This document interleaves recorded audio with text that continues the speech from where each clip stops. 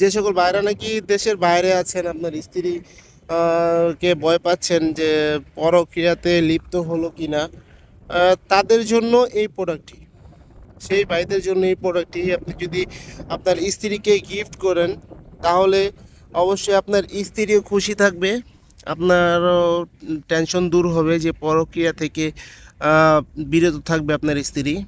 খুবই উন্নত মানের, একেবারে অরিজিনাল ফিল পাওয়ার জন্য প্রোডাক্টটি তৈরি।